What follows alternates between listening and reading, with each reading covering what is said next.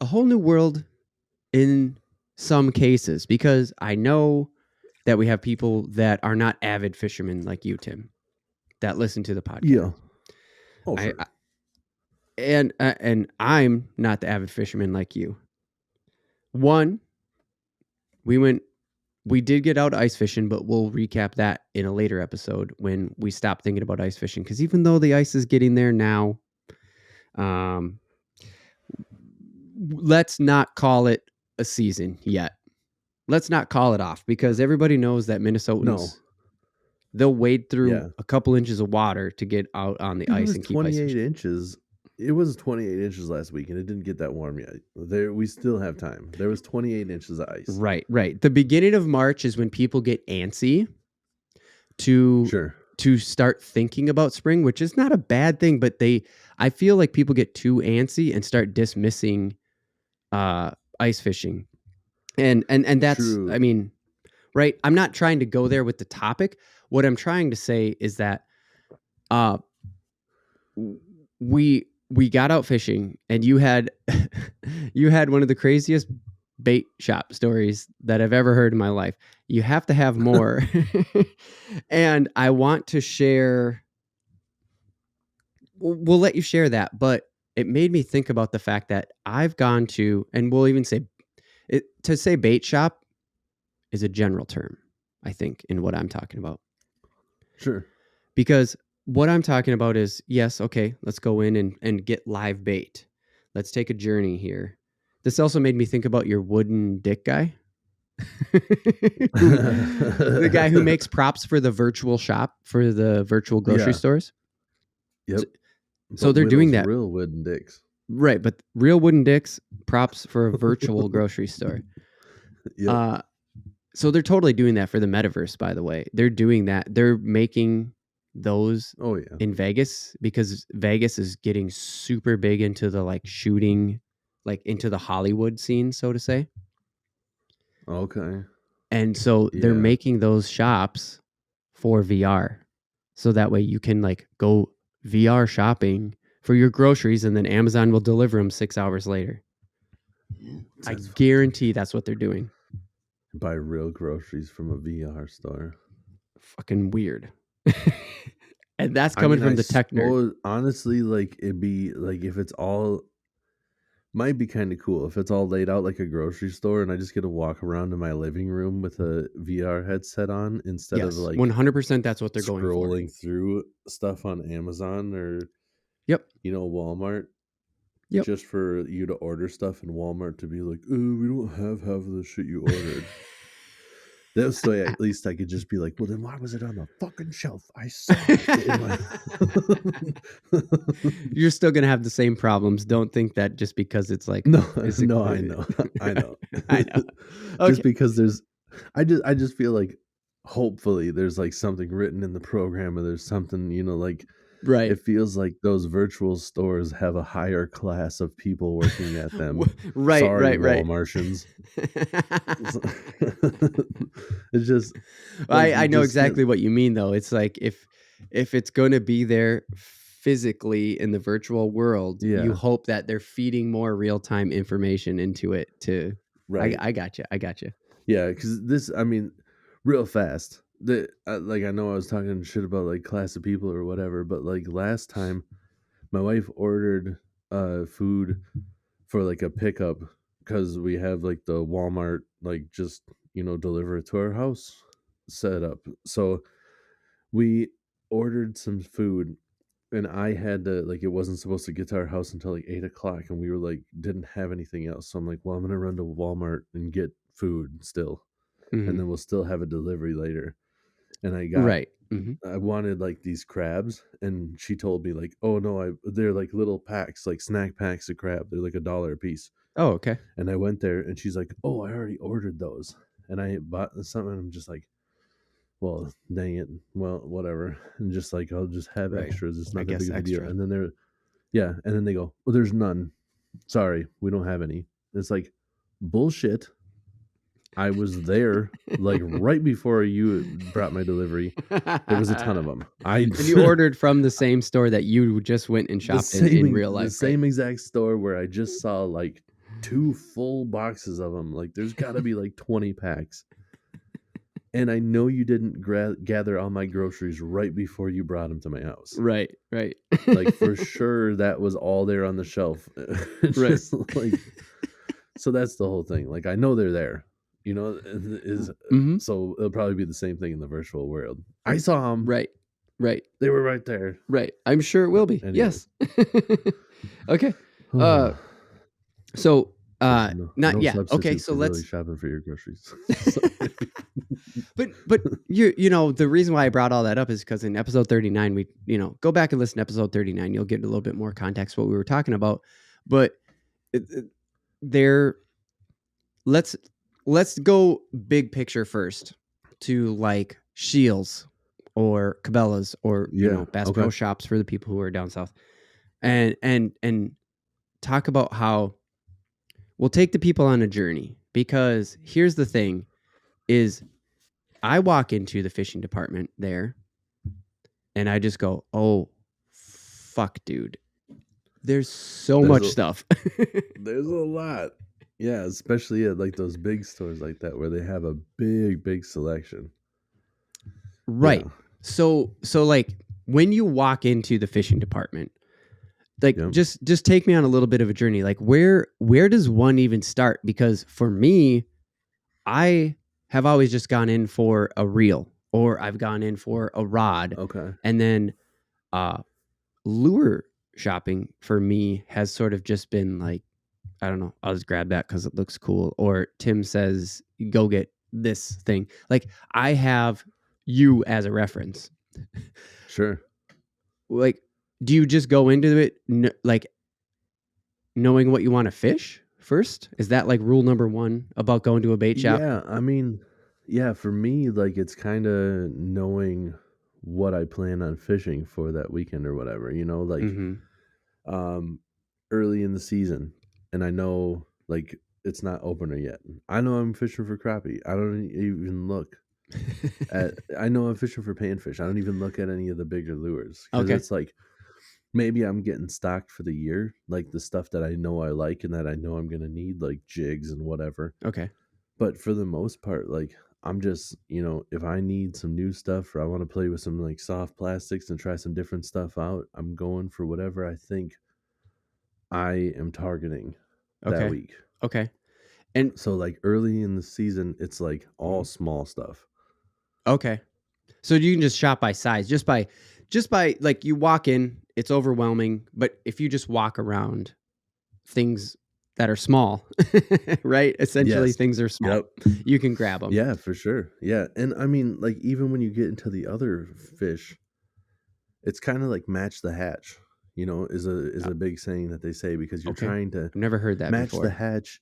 Match the hatch is the term that they use because you want to match whatever they're trying to eat. It initially referred to like, bugs hatch under the water or whatever. So they're like match the hatch. So you want to, like if you're fly fishing, like I want to be throwing the kind of bug that's hatching right now. Like they're eating mayflies or whatever. But the term is used for like minnows and stuff too. And a lot of times early in the season, the like new breed of fish, they're kind of smaller and they get bigger as the year goes on. So a lot of times you're throwing small stuff in the spring and you kind of upsize as the year goes on. So even when you're throwing other stuff, so it's kind of smaller stuff in the summer or the springtime. Okay. But like for me, like you start learning stuff about different bait shops. And like one of them, Fleet Farm, I go to. So the first thing that I'm doing when I go to Fleet Farm is I walk around looking for, they put up tags on anything that's on sale. And I also look for tags. Yeah, dude. This is the stuff I didn't even think about. I knew this is why I wanted to do this topic. Hell yeah. So yeah, they'll put up their sale items, but they also like do discontinued stuff for whatever reason. And sometimes it might just be a certain color. So I walk around looking for their yellow tags because their regular tags are like white and orange, but they'll have a yellow tag and those are like discounted. Nice. And they're going to be discontinued from what I understand. So Okay. I just walk up and down every aisle looking for yellow tags. And when I see a yellow tag, I walk over and I don't immediately just buy it because it's cheap, but I walk over and I go, oh, what's the deal on? And then Okay. every once in a while you miss out, you're just like, oh, there's a yellow tag. And Yep. like the whole rack is cleared off. And you're like, motherfucker. Like, I get it. Like I'm not the only person that knows about this. Right. So yeah, I mean, it's stuff like that. You kind of got to have a general idea of what you're going for, because even if you go there and ask somebody to help you out, Mm-hmm. you got to at least even know like a question to ask. Oh. You can't, like you could go in and just be like, I'm going fishing this weekend. And then they just be like, well, you come to the right spot. We have things to buy. What are you fishing for? And it might still work out, because Sure. I would tell you, like what you should try for. Mm-hmm. If you have no like clue on what you're doing, I'd probably try to set you up with like bobber fishing anyways. So it's, like Because that's kind of just a default novice in a that way. like a novice that has no direction or idea what they're doing. I'd just be like, live bait, know your regulations so you're not keeping stuff you're not supposed to, but just go out, try to fish for something. But if you want to use some artificial lures, for Right. me, like I would hope that the other people at the bait shops would be the same way, Okay. like if you're like, I don't know what I'm doing, but I want to use some artificial lures, and if somebody Mm-hmm. like, if they were looking to buy everything, I'd try to point them in the right direction. If they had like, this is the kind of rod and reel I have, what can I fish? I'd just be like, here's some stuff that you can do, So I'd try to point them in the right direction. But yeah, it helps to at least have at least a vague idea of what you're going for, Sure. Like I Sure. heard, even like it's like fishing opener. What should I use? Like, Right. okay, Yeah. well, fishing opener it's opener because it's now you can fish for walleye, and For northern is walleye. what you can keep. Right. Okay. So, maybe we should try for some walleye, and then Yeah. it kind of comes down to like, what body of water are you fishing? Because you fish a river and a lake a little bit differently. But you can't really go wrong with the jig. So I'd be like, get some jigs, get some live minnows, Sure. bounce that shit off the bottom, Right. Yeah. Yeah. And that's that. When you said the like, I'm going fishing this weekend, like if you walked in with that vague attitude, if you did that near or on opening weekend, I should say, or soon after opening weekend, Yep. I think that the person helping you would just instantly assume that, right? Like, oh, you want some walleyes, you want some northerns, and they would be like, here's the walleyes, here's the northerns, right? Like they should point you that way. Yeah, I mean, if you didn't know, or I think they would at least be able to ask you some other questions, like, what are you looking to do? Are you trying to, are you trying to feed some people? Are you trying to have a fish fry? Like, what's the goal here? Right. Good point. And that I'm gonna say this, like, because I was just talking about I go to Fleet Farm and looking for deals and stuff, but that's kind of more of like a pro move. Like where I see the stuff discounted and I know if I want to get it or not. Like, don't just go buy out stuff because it's on sale, because sometimes it's on discount for a reason. Right. But Like, it's still a good move for those people who know what they want. Like that's still a great tip. And this move where I'm talking about going in and asking somebody, you're gonna have way better answers at Cabela's or like a Shields has been really cool for me. Like Shields, the guys are in their specific locations because they know. Right. Right. Just a little behind the scenes insight on Fleet Farm back in the day. I think that they know what they're talking about, but they try to like kind of avoid you. They're not trying to be helpful and ask you questions like they do at like Shields and Cabela's. Like I went in, I worked there for a short amount of time, a long time ago. And I went in and I was like, sporting goods. I was like, I would like to work in the sporting goods department, please. Like, I'm an avid fisherman. I know what I'm talking about. Like, I could help some people. And they're just like, everybody wants to work in the sporting goods. What else you like? And I'm like, I like cars. And they're like, good, you're in the automotive department. So then it's like, well, I like cars, but I don't know all the different types of additives that you put in your fuel and stuff. Like, so it's right. like, just depending on when they hired these people, so they Right. it might have been the opposite way. They're like, I want to work in the automotives department. Yeah. Automotives department full. You like fish? Yeah. Okay. They don't have specialists like the other stores. And they seem to just kind of hide. It's always busy at Fleet Farm and everybody's asking them questions and they got stuff to do, where Shields seems like it's like Home Depot just to answer your questions. Yeah, for sure. Yeah. Like it's like I get that at Home Depot so damn much. I get it at any giant hardware store. I get that exact move where it's just like, oh, I don't really want to talk about it. I think they're gonna just ask me too much specifics, and I just don't want to deal with those people right now. Right. Yep. Like, you remember that movie Superstore, or is it? No, it's not Superstore. That's the name of the Employee of the Month with Dane Cook. Like Dane Cook's. Yes, that's a good one. They were just like building shit in the rafters. Like they had a break room in the rafters. They were just avoiding customers on purpose. That was one of the shelves where they just like had all the different pallets of stuff. They like moved one of the things. They could go up inside. Right. And it was the like warehouse racking inside the store. Yes, exactly. Yep. And it's just like when you go to those big stores like that, when you go to your hybrid store like that, I feel like that is what's happening. But when you go to like, Bass Pro Shop is very specific to fishing, but like they have other stuff because like Cabela's is very much a mixed outdoorsman type of place.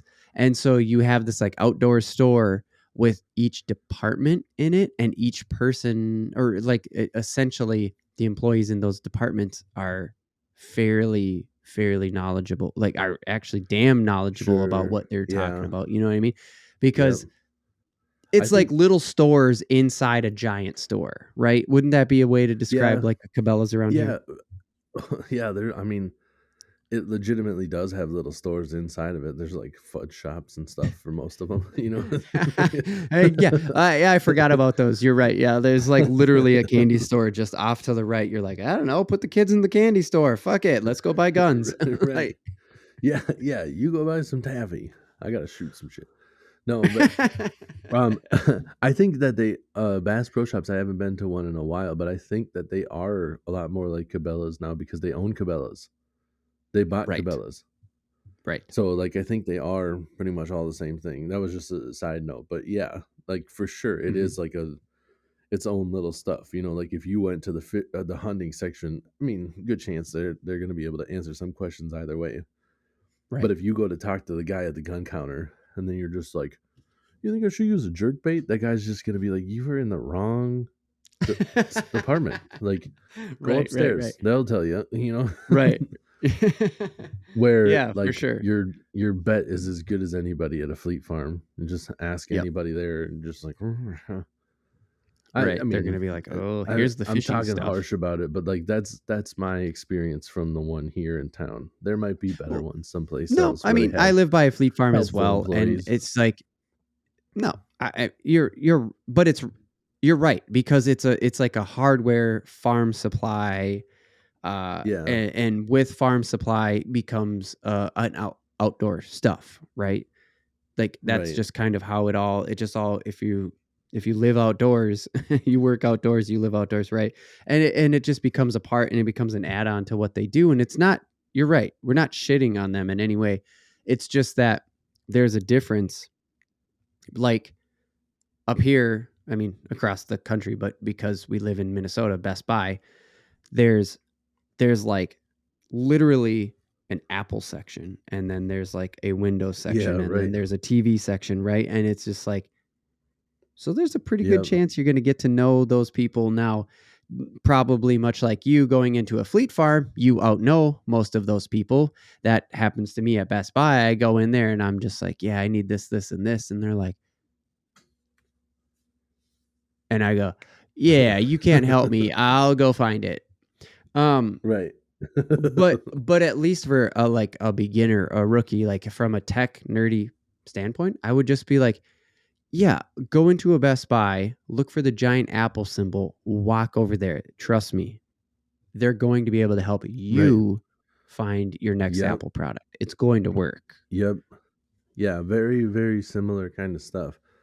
It's just that it gets a little bit more difficult with fishing because it's not all, like one thing, Like That's actually what.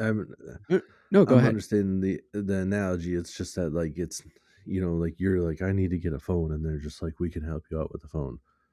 And that Right. one thing does everything. But this one is like you need to get a rod and a reel and everything, and just like you can't fish every lure with every rod. It just doesn't work. Right. And that's exactly actually you're taking me down the exact path that I wanted to go. And that is like I as a tech person can tell somebody, well, go to the Best Buy, look for the PlayStation symbol, go there. You're going to be able to find PlayStation controllers. You're going to be able to find PlayStation games. Right. You're going to be able to find what you need, what you're looking for there. Just go there. But every single time that I've been into, let's bring it down even to your local bait shop. Let not get away from the big guys that we've been talking about, but even bring it down to your local bait shop. It's not like you can just walk in and be like, there's a sign. It's not like a grocery store or again, like an electronics store where I can say, just look for the PlayStation symbol. It doesn't just say crappies, sunnies, and panfish, right? Bass, largemouth, Right. smallmouth. Like you don't go into a bait shop and see that shit. So like, how do you even get there? Do you know what I mean? Like, is that a weird way to put it? Yeah. No, I get you. One thing that you can do for not all brands have this stuff, but like I know that Northland Tackle is like famously on their packaging. When you flip it over, it says, bass, crappie, walleye. Like it's like, oh, I could use this to catch all these things because they'll bite on it. Like right. It might not be the best lure for the job, but you got a shot at any of them. Okay. Because we've talked about it on the podcast before and stuff. Like finding fish is another part. If you have the right lures and you're fishing off of the dock at the boat landing. Yeah. Good point. Yep. You're probably not going to catch a walleye. Right. But you got a chance at a bass or some sunfish, maybe some crappie, depending on the lake. Right. But like crappie and walleye probably aren't, So that's where it gets a little bit tricky. Sure. Where they're like, I can get you the right lures and stuff. That's where river fishing kind of gives everybody a fair playing field. Okay. But that's almost where it goes like the opposite. Like, well, because you're like, if you're fishing from the shore, you have a shot at catching most stuff depending on where you fish. And, then you can go in and use whatever they tell you to. I think that this will work on the river. And you can go out there and fish, using that example of like fishing from the dock at the landing. If you're river fishing and you're shore fishing, I'm going to be fishing at the exact same spot as the person that's never fished before. We're both fishing right there, Right, right. Yeah, for sure. I got you. Like, I think certain rivers and like dams and stuff, like you got chances at catching these big fish and walleyes and whatever because of like just the current and the food source kind of puts them all in the same spot. Where a lake, you got to have a boat for the most part. You got to go out and find them on that structure because they're not just going to be right there accessible to everybody. Right. Yeah. But when you're off the bank, yeah, like you said, it's just walk up, throw it in. Yep. That's kind of it. So when because you're not able to just walk up and find this, like I said, almost grocery store like assembly of items where you can just look up and say aisle 10 is where I get the panfish stuff. Do bait shops organize like that even, or is it by brand? Like, because I'm thinking broad too. I'm talking from Shields to the local shop. Like, what have you seen, and what advice do you have for people who may not necessarily get great assistance, which we'll get into shortly because I want you to tell your story Sure. about the assistance So you. it's so it's a little bit tricky in that circumstance too, because for the most part they're sorting them by lure style. Style. Is Okay. how, yeah, like when you go into bait shop, or like it's easier to describe the bigger ones because the smaller ones are, a lot of times don't have the selection, so there's not Oh, the sure. organizing like the other ones. But like when Yep. you go into the big ones, like Meps makes inline spinners. Mm-hmm. So like I was talking about, like with the muskies, but smaller, and they have big ones too.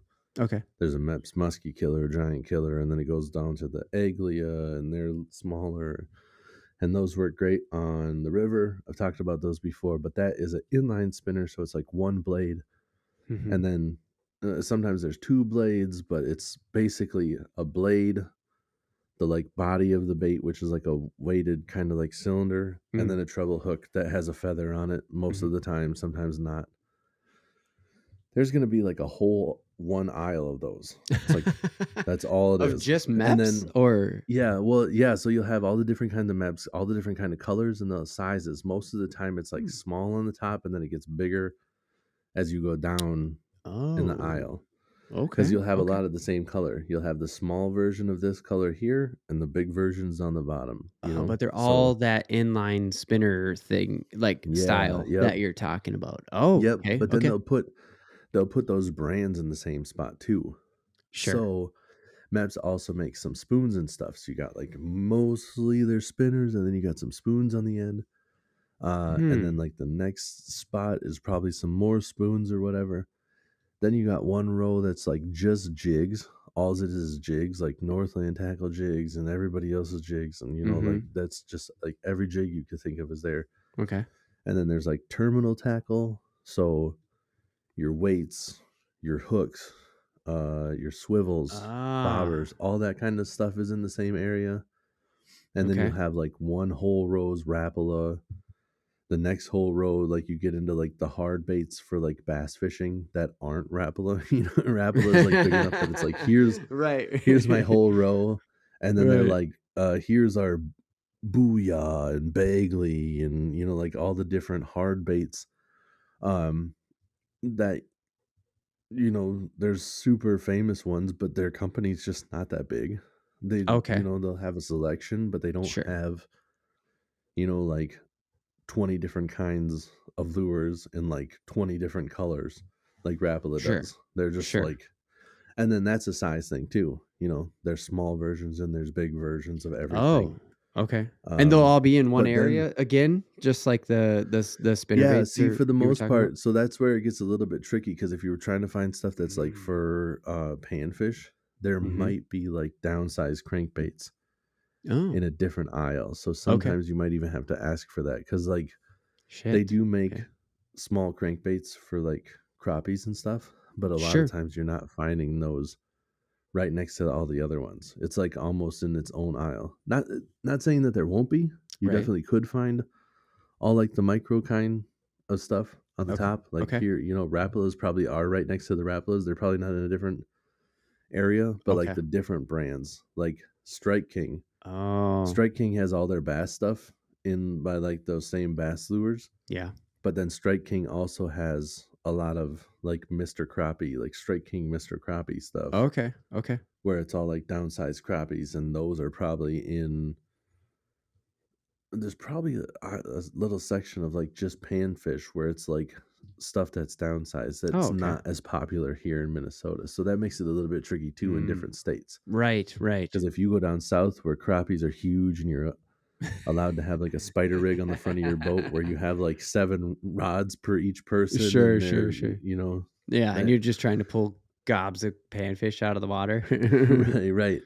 Yeah, there's crappie tournaments down there where they're just like trying to get giant stringers of fish just for every tournament. Like every single one of us caught our limit today. So we Really? all caught, like 15 fish a piece, and there's 70 fishermen. And it's like, Holy shit. seems like a lot. And they're like, yeah, we're not going to put them back. Like, right, What? Oh, okay. So, no, I don't know if I would assume that they put them back and stuff, but they go hard on crappies down there. I mean, we do too, but we fish to, eat crappies for the most part up here. Yeah, and we don't have a huge limit either. What is it, like between 5 and 10?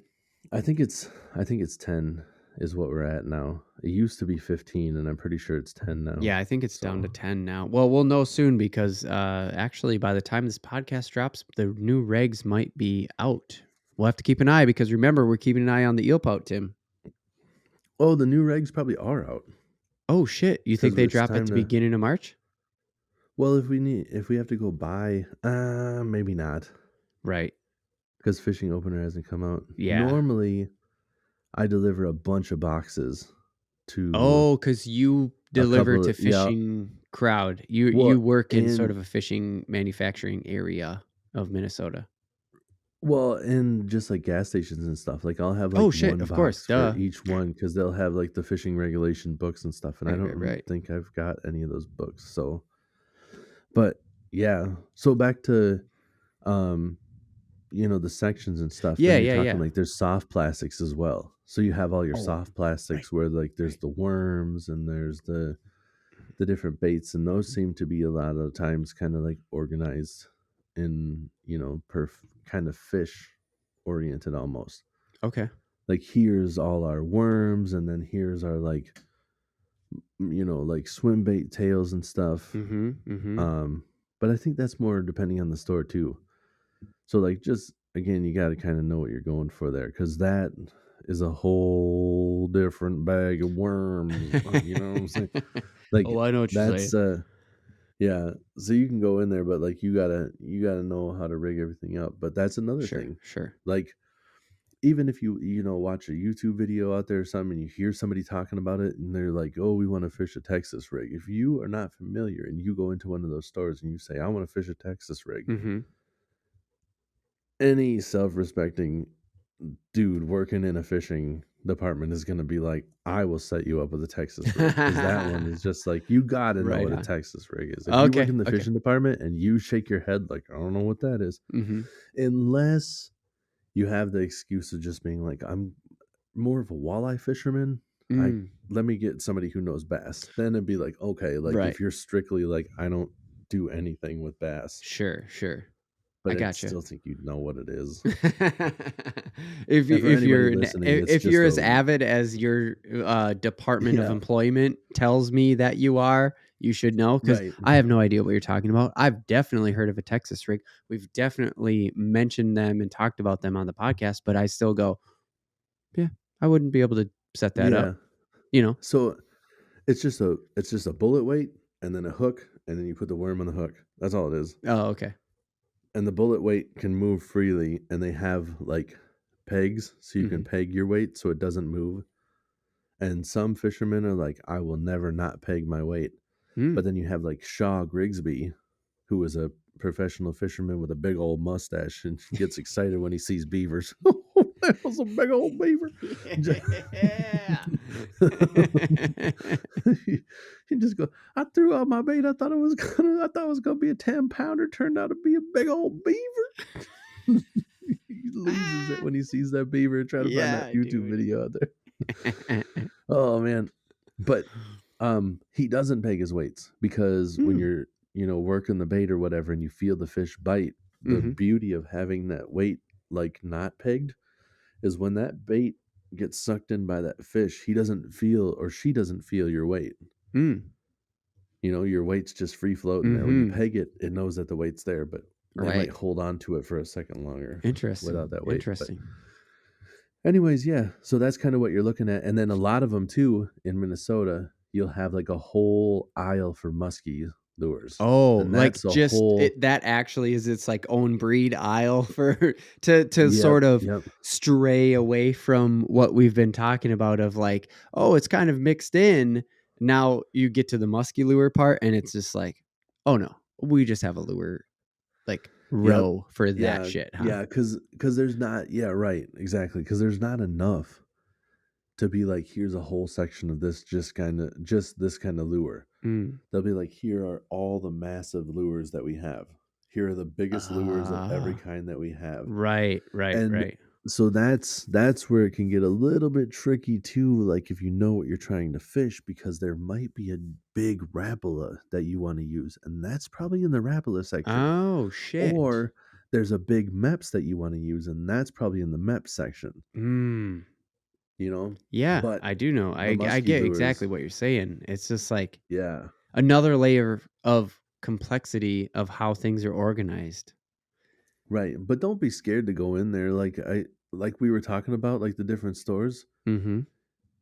If you're one of those people, here's a good analogy. If you're one of those people that goes to a car dealership and you don't want to talk to a car salesman in Minnesota, go on a Sunday because there's no salespeople there. You can just look at cars and nobody's going to say stuff to you. But if you like to have somebody ask you a question, go on a weekday because Right. they'll probably come out and talk. On Saturday, they're a little bit busy and they might want to, like, try to get to as many people as they can and not just sit down with you. But like on a Tuesday night, they might be bored and you might have some questions, and it's a good time to just Sure.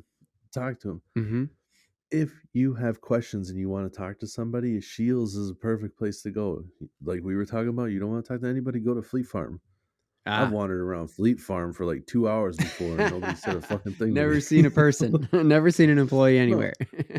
Oh, I see them, but when I make eye contact, they're just like, don't look at him. What? He's gonna, Shit. if he's, it's like If you make eye contact, he's gonna say something.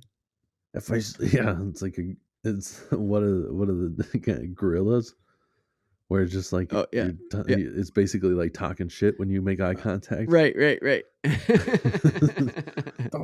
If I look directly into his eyes, we're gonna fucking fight. We're gonna have to fight. Son of a bitch. Look away. Look away. Yep. Yeah. So places like that are good. Battle. And the local bait shops, a lot of times they want you to catch fish worse than the big stores do, because they want you to come back and they want to be helpful, because a lot of their business goes based off of like them being helpful. Right. So they might not have the best selection. I guess it depends on where your bait shops are. The ones around here are a little bit weak, and it's because we have a couple of big box stores that they can't really compete with in prices and stuff. Right. So, but if you have those small bait shops, especially the owner, like that person got into that field because they love fishing for the most part, like that's how they did it. And they're probably going to be able to answer your questions for you. Yeah.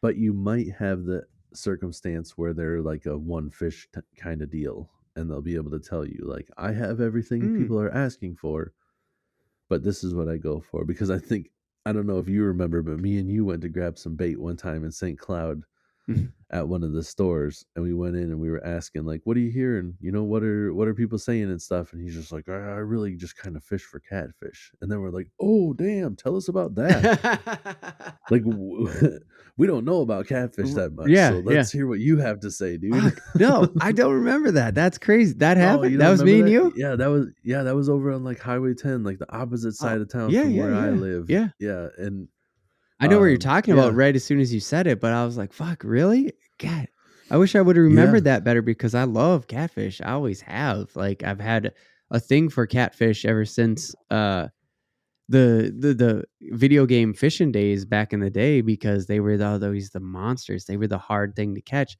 And then I figured out you could fry them, and I was like, oh, fuck, I'm hooked. Yeah. Yep. So, wow. Yeah. So, shit. I don't remember that. But okay. So that guy was a cat fisherman. So you can run into that in the local shop. Huh. I never thought about that. Yeah. I think it's pretty rare to have that circumstance. Sure. Like, especially in Minnesota, I don't think a lot of people are just like, oh, basically just fish for catfish. Like, oh, I think that is unique, but also to get somebody who, like, if you were to go to your local spot and they were like, well, honestly, pretty much a walleye crappie spot. Like, I'm good. I'm good at that. And you're going out musky hunting. Like, I wouldn't think that is rare. Yeah. Right. Yeah.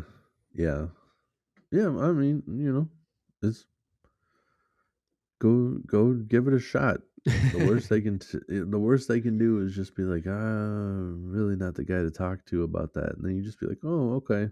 Right. And then if you leave Right. and don't buy anything from them, it's their fault. Yeah, You went in for help, you make a great thinking point. that they were the experts, and if they don't have any answers for you, then you just be like, well, if you don't know what any of these baits are, then why am I supposed to buy them? Yeah. Peace.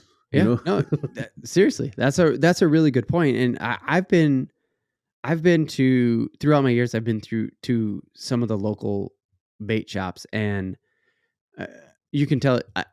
I think this is where we'll get into you telling your story and whether you want to put that place on blast or not. But it's you can go to these local shops, right? And they're going to have a selection of different kinds of live bait. You can go to I'll just say like Quick Trip, right? If a Quick Trip is in a lake town, it has live bait. But what are you getting?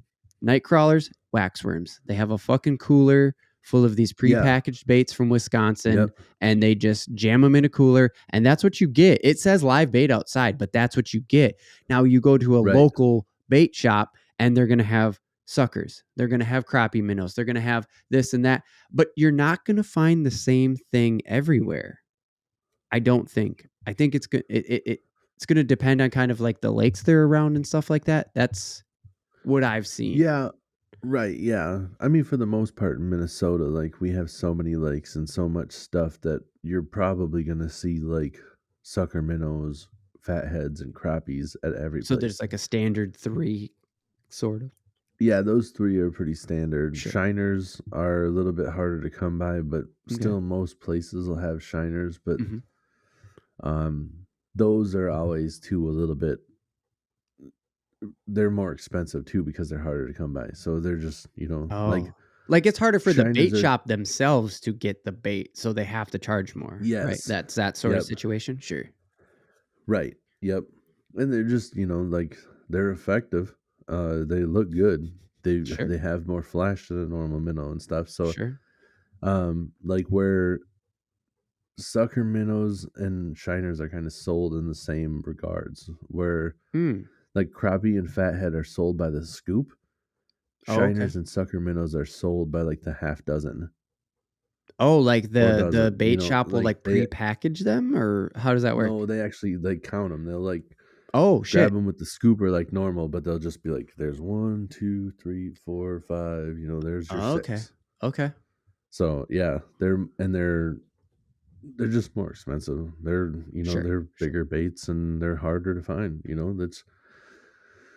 It's just like any other fish, like trying to find little tiny fish are a little bit easier, and they're smaller schools too, but whatever. We don't have to get into like how bait is harder or easier to come by, but but I think also the time of year. Go ahead. I was saying also the time of year.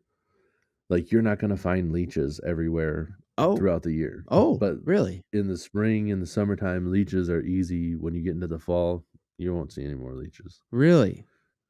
This time of year, no leeches. There's waxworms. Like ice, like this end of ice fishing, start of spring fishing, just leeches are not a thing at bait shops. Yeah. Huh. Nope. Even like night crawlers and stuff, I don't think those are even any place. It's like waxworms and Euro larva is what you find right now. Really? Well, I suppose. I mean, the ground's frozen up here, and the majority of in this central part of Minnesota, also, like nobody's digging them up. Nobody can dig them up. It's fucking frozen. Sure, that's very true. Doesn't Euro larva sound like just not that bad? Euro larva? Yeah, they're maggots.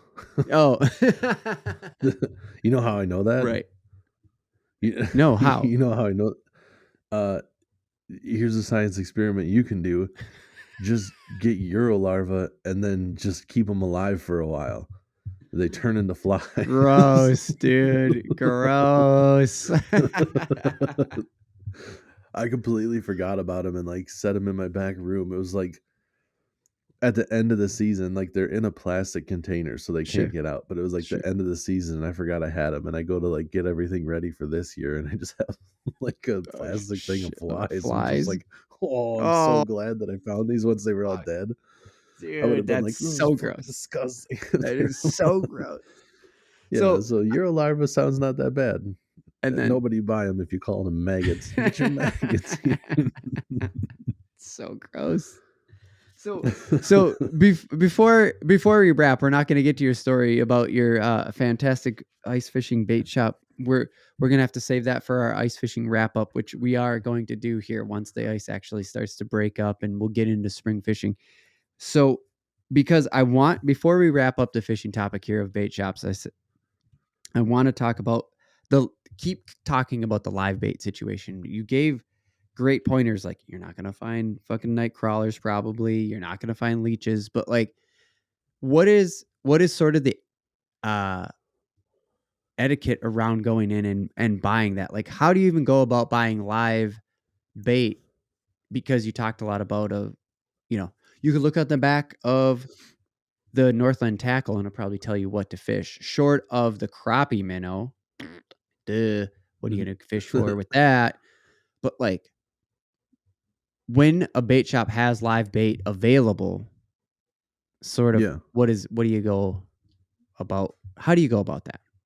That's what I'm trying to say.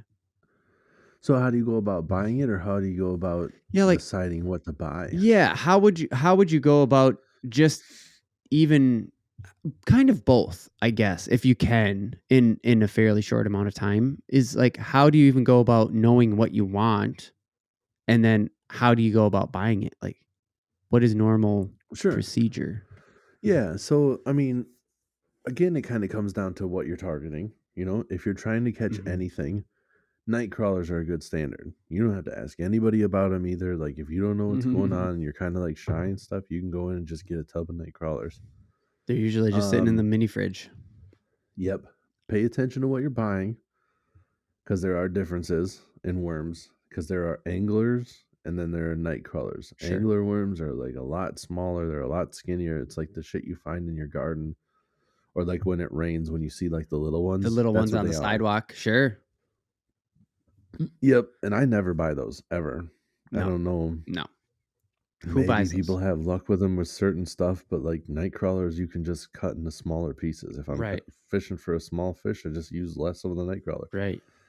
So night crawlers are always good, because you can catch a walleye will eat a night crawler as long as you have like the right hook set up, or depending on the water clarity. Right. A bass will eat a night crawler. A sunfish will eat a night crawler. Crappies are probably like less likely to eat a night crawler, but you're still going to catch them on the night crawler. So that's a good standard for anything. Like, if you're just trying to go out there, catch something, a hook and a bobber, with some worms, with a weight and some worms, you got a good shot at catching whatever. Nice. And you don't have to deal with anybody too, if you're like you said. I think that's one of the big things about the whole bait shop. Like, going into bait shop, if you're new and you feel intimidated, just go in there, engage. Yep. In a short conversation, and you're out. Right. Good point. And in a minnow, in the summertime, if it's hot out, when your water gets hot, that can kill the fish pretty quick. So it's always a good idea to have a minnow bucket, so you can keep it in the water so it stays the same temperature as the water surrounding it. Right. But if you want to buy some minnow and take your chance on putting it in whatever bucket, and you think it's embarrassing to walk in with your mop bucket like I was fishing with this weekend because I forgot my other bucket. Right. You can go in, and they have bags. Everybody has bags. Oh, yeah. So they just put a bag inside like a pitcher, and then they'll put some water in that pitcher, and then they'll give you the fish out of there, like if you're getting crappies or whatever, and they'll put them in there, and they'll tie the bag shut, and then you take the bag and you do whatever you want with the bag, put it wherever. Like, trying to scoop stuff out of the bag isn't really going to work that well unless you got some sort of a way to close the bag up every time you open it up to scoop out some minnows. Yeah, like a chip clip or something, right? Yeah, right. Yeah, something like that. But yeah, when crappie minnow, pretty self-explanatory. It's a smaller minnow, so like if you think that you can catch walleye on a crappie minnow too, sure, pike and stuff. So they're just a smaller minnow. really. A fathead's a little bit bigger than a crappie minnow. And fathead is normally what people fish for walleye for. And then also like sucker minnow and shiner minnows can be used for walleye and stuff too. Sucker minnows are a lot of times used for pike, or like in the wintertime they use it as like a decoy for like spearfishing sometimes too, or on tip ups or whatever. Yeah, sure. So you can get the big ass, like sucker minnows can get big, man, like a foot long. Yeah, and then they'll put them as like a decoy, and they'll just let it sit there and swimming and stuff, and then the big fish comes up to look at it, and then they just spear it through the big hole or whatever. Right. This time of year when you're trying to find stuff, like, again, it makes sense to know what you're going for. Like, you just buy whatever bait, the same hook and a bobber you can get minnows with. You don't have to have anything special. You can put when the crappies are spawning, coming up here, hooking a minnow on a bobber is so effective to catch spawning crappie. Yeah. When you first said it, it kind of caught me off guard. I was like, it just hit me like, oh yeah, duh. Great point. Because to me, having done this long enough, even as the amateur in the 2-person conversation, it was just like, wait, what did you just say? Great fucking point, dude. Because to me, it was just like, well, duh, you do that. And so, good move. We've talked about slip bobbers before. A slip bobber is so versatile. You can fish walleye with them. Like I was saying, you put a worm on that thing, you can put a minnow on there just the same. You can hook them from the tail, you can hook them from the face. I haven't caught many walleye fishing with a minnow on a hook, but you can do it for sure. But a small hook with a leech bobber fishing, deadly for walleye. Caught such big walleye fishing it like that. Nice. And pro tip, put that hook right in the middle of the leech. When I was little, everybody, like my parents and stuff, they're always like, put it through the sucker hook right through the sucker. Yeah. No, man, put it right through the middle, and it swims way more lively and stuff. It's like, and then it just kind of like hovers in place. Nice. And those walleyes can't handle that shit. And there's different sizes too. So there's like jumbos and little guys, because you can get little guys to fish for panfish and stuff. So there's just like small, medium, large, jumbo. So there's all sizes of leeches. But as far as buying minnows, you can go into a bait shop, and a lot of times you can just go over by the minnows and stuff, and somebody will come and ask if you need any help. Or like Shields, you just have to find an associate, and they'll find somebody for you, because Shields isn't like the gas station bait where there's bait on the second floor of ours. Where they have minnows. Fleet Farm doesn't have minnows. Fleet Farm just has a cooler or whatever. But one tip at a gas station for me is I don't wait over by the minnow bucket, because a lot of times they're busy doing other stuff. I go up to the register, right, and when they look at me, just like somebody would buy cigarettes or whatever, I just go, take 2 scoops of minnows, please, ring them up or whatever. And then I pay for it, and then I go wait, because they know I bought that shit, instead of just waiting. Like, I already paid. Right. Come get my minnows. Right.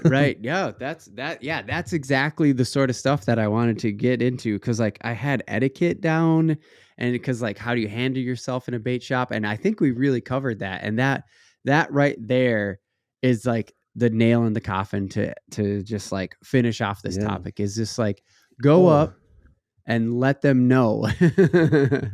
Yes. Let me give you one more real quick, because for some reason I've had this happen 2 times this ice fishing season, and I've never had to do it before.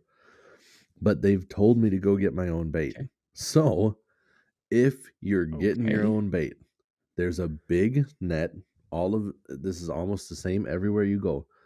There's a big net, and you take that big net and you go down and you get a bunch of fish, and you just scoop it up and you like lift it up, and you set the edge of the net on the one side so it doesn't fall in, and it's just kind of sitting there hesitating. And then so it's like hovering like over the tank, right? Like you just lifted Yes. it all out, and now the net is sitting up above the water. Yep. That is the tank of fish that you just scooped. Sure. Yeah. Yep. And then there's almost always, it's like a yellow or an orange scoop, and it is a little scoop. And what they do is they scoop the minnows with that.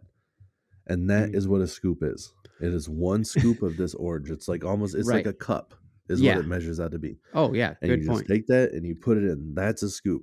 Yeah. So if you want a scoop of minnows and they tell you to go do it yourself, lift that thing up, grab the little scoop, take that, boom, you got yourself a scoop. If nobody's looking, you got a couple of extra little minnows. It's like, what are you doing? You had me scoop my own stuff. Like, what were you expecting? What'd you expect? I took a couple extra. Yep. Or if the story for next time, you go in there and scoop, and then you gotta weed through all the weird shit that he has in his tank.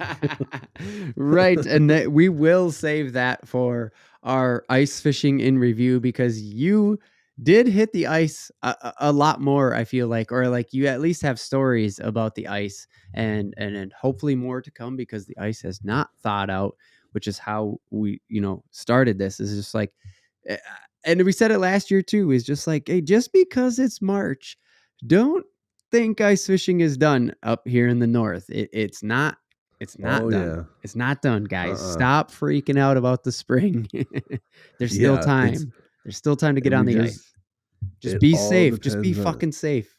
Yes, be safe, because it all depends on the temperature. Because like I was saying, there was 28 inches the other day, but the edge is what melts first. Right. If there's a warm day and there's like hot sun and stuff, because the sun is hotter, it will melt around the edges of the lake, and then you'll just have thick ice in the middle, but around the edges it's melted and stuff. So that's why the permanents have to be off, because your wheelhouses can't be getting pulled in and out when that ice is like, when there's literally 2.5 inches of water sitting on the edge of the ice. Yep. So be careful. Yep. But you can definitely, I'm sure we'll be fishing well into April. Yeah. The ice is thick this year. Yeah. That's for sure. Yep. With the ice being thick, as long as we can get onto the ice, right, we can fish the ice. Right. It's just a matter of like, when does that gap between shore and ice get too much, too big? Yep. And all of a sudden you're out there floating. That's when you get into the danger zone. Exactly. Awesome. Well, thanks, Tim, for taking us on a journey through the bait shop. That was, I mean, for me, super, super informative. Great. I hope the listeners feel that way. But now we got to do what we do on the Real AF TV podcast, and that is switch over to the random take. We are going to talk about traveling for events. And I'm not talking about your cousin's wedding. That's not the kind of traveling I'm talking about. Right. Bigger shit. That shit don't count. Yep. All right. Let's hit the break. Real quick, before we leave, if anybody has any other questions about, like, what they should do when they go in, hit us up. I'm happy to answer any questions, like if there's something that I'm missing, I have answers. I just might not have the questions in my head right now. And if you got questions, let us know. Yeah. Good fucking point, Tim. Yeah. Just remember, just look us up on Twitter, Facebook, Instagram. It's Real AF TV, real like fish and real shit. Go to realaf.tv/contact. It'll email us. Like, we both have that email. We will check it. We do. That's check true. It. And like, you're more, I mean, it would be super cool for you to get a DM on Instagram of somebody in a bait shop, right? And you could just be like, yeah, man, just do this. Like, go conduct yourself like this, and like, have a good day. Enjoy. Hey, hit me back up when the day's over. Tell me how it went. Cause like, you honestly would be interested, right? I mean, I'm not making this up. Oh, for sure. Yeah. I'd be happy to answer any question anytime. I'm on the lake right now. What color should I use? Whatever. I'll tell you. Or I'll tell you, I need more information. Let's talk. Yeah, for sure. But that's great point, Tim. Just Real AF TV. Just look up Real AF, real like fish and reel, and find us on social media. And like, Tim's got tips, because we just may not have thought about it. And if you have more, leave it in the comments on YouTube too. We'll do this again. I'm more than happy to like revisit a topic, you know. Mm-hmm. It's no sweat off my back. I'm cool with it. So Yo. Great point, Tim. Let's go ahead and get into that random take here in the second half, where we're going to talk about traveling for bigger events. Yes. Break time. Break.